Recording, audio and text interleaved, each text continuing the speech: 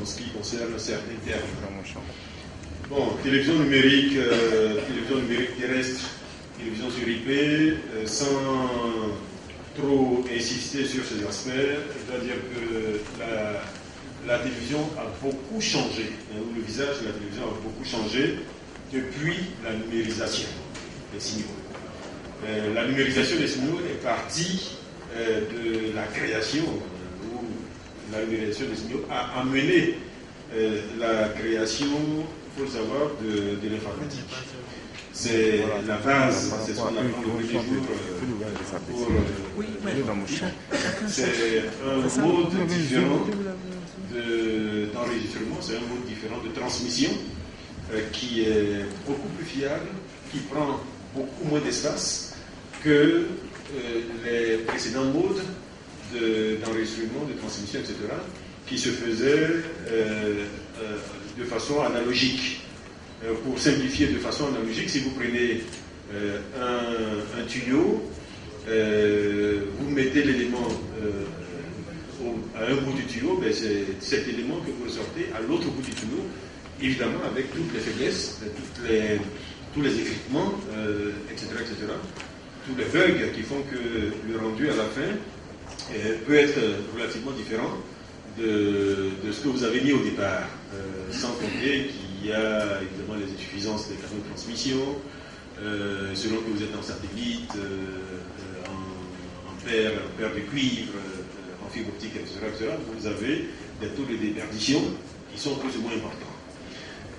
Dans le numérique, vous n'avez pas ces inconvénients-là, puisque votre objet de départ, vous le décomposez en signaux qui sont eux-mêmes individuellement transmis à l'autre bout. Et le numérique permet de transporter la totalité de ce que vous avez mis au départ et de le recomposer à l'autre bout pour le servir à celui qui le consomme. Ça a été un changement extraordinaire au niveau de la télévision. Ça a commencé par la production donc d'émissions, de contenu audiovisuel, et progressivement cette année jusqu'à la transmission. La transmission qui était jusqu'à il n'y a pas très longtemps, j'allais dire un nœud, parce que c'est extrêmement coûteux de transporter, surtout par voie satellitaire, dans un monde comme celui de la télévision, qui est un mode ascendant avec un signal, mais descendant avec un signal qui se répartit sur une population qui peut être partout, vous allez dire, sur un territoire, pas forcément dans une zone dense. Et c'est comme ça que est arrivée la télévision numérique terrestre, qui a consisté à faire en sorte que la diffusion, de façon satellitaire, adopte les modes de transmission de la télévision analogique, avec des émetteurs qui sont au sol, donc qui reçoivent le signal à partir évidemment de ceux qui le produisent, et qui ensuite le diffusent à toutes les personnes qui sont intéressées à consommer ce contenu-là. Il se trouve que nos environnements ne se sont pas encore adaptés à cette évolution, puisque nous pouvons voir en Côte d'Ivoire qu'il y a encore des activités de télécommunication strictes qui sont, par exemple, tout ce qui est fait en téléphonie, transmission de données, qui sont régulées par la RTCI, d'une part, et d'autre part, tout ce qui est fait du côté audiovisuel, donc piloté par le ministère de la Communication, qui a en charge les réseaux de diffusion analogique, qui a également en charge la régulation de ce secteur avec la ACA, avec une PURIDA, qui d'une certaine façon également contribue à la régulation du secteur. Il se trouve que jusqu'à maintenant, il n'y avait pas d'interaction entre ces deux domaines-là.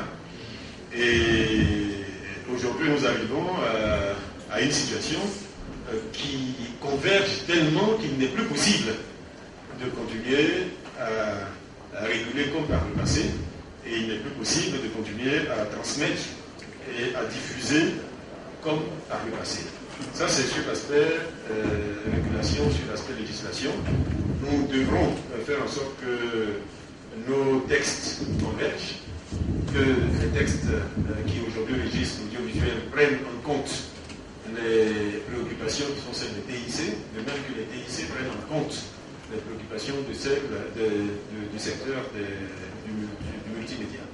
Je le disais tout à l'heure en salle, aujourd'hui le consommateur de contenu, il cherche, il veut consommer partout où il est. On passe aujourd'hui de sa télévision à son ordinateur de bureau, ensuite on passe à la tablette, on passe au téléphone portable, au smartphone, et partout on souhaite avoir le même niveau de confort, les mêmes facilités.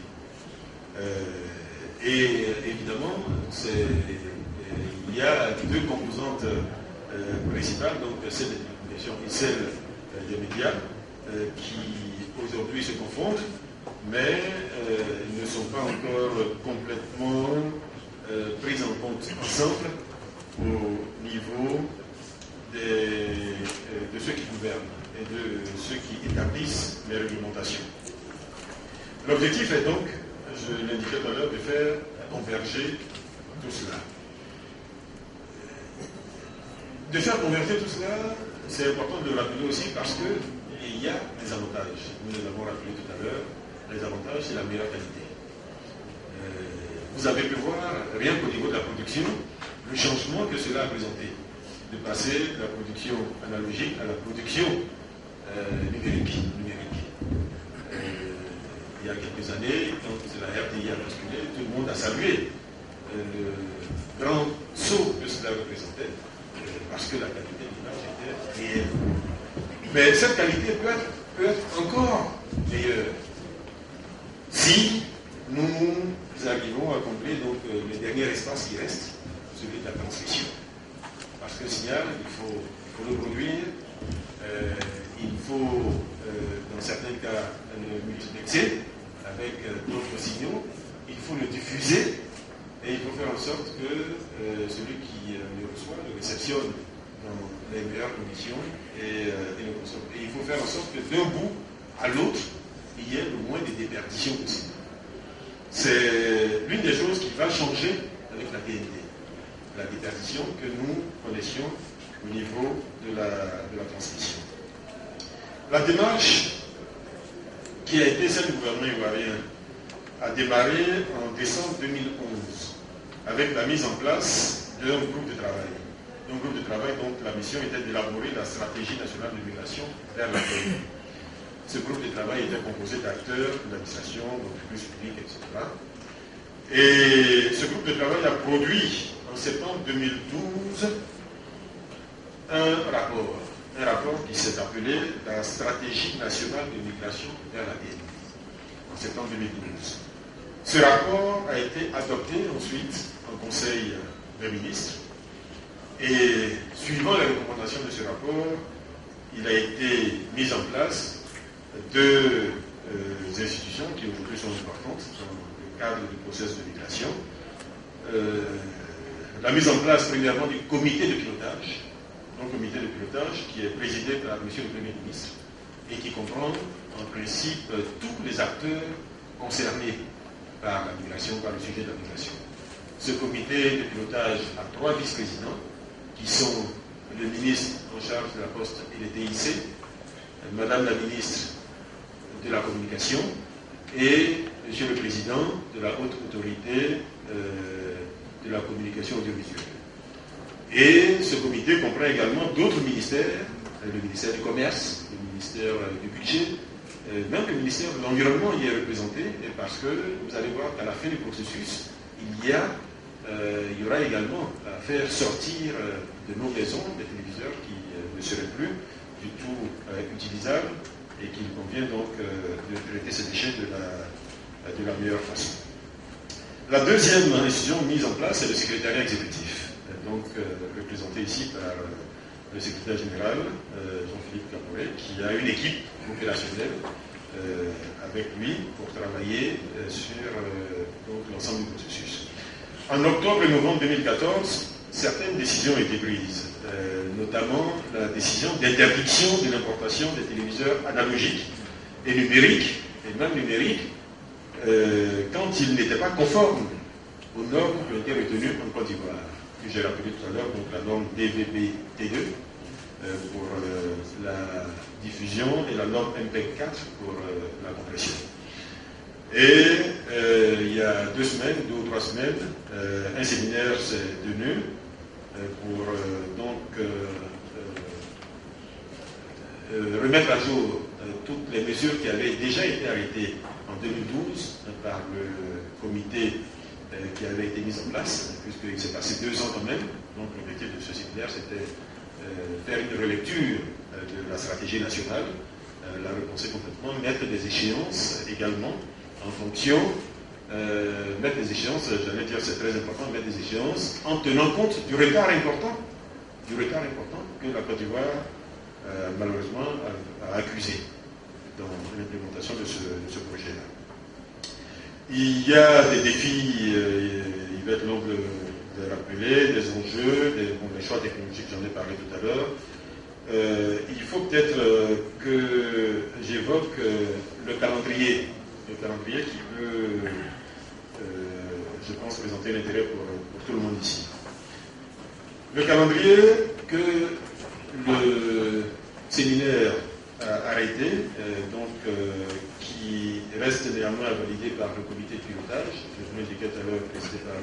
le Premier ministre, c'est faire en sorte que le 17 juin 2015, c'est-à-dire à la date d'échéance, nous ayons en Côte d'Ivoire un réseau pilote fonctionnel qui puisse couvrir une certaine frange de la population. Et nous souhaitons, où il a été proposé, que ce projet pilote se fasse sur l'ensemble de la ville d'Abidjan. 17 juin 2015.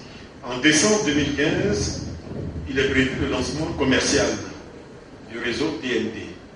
En décembre 2015, donc ça va être la phase 2. Et nous prévoyons l'extinction des signaux analogiques. C'est très important, parce qu'il faut bien comprendre que nous allons, pendant toute la période entre le 17 juin 2015 et décembre 2016, nous allons fonctionner en double émission, ou en simulcast, pour parler comme les techniques.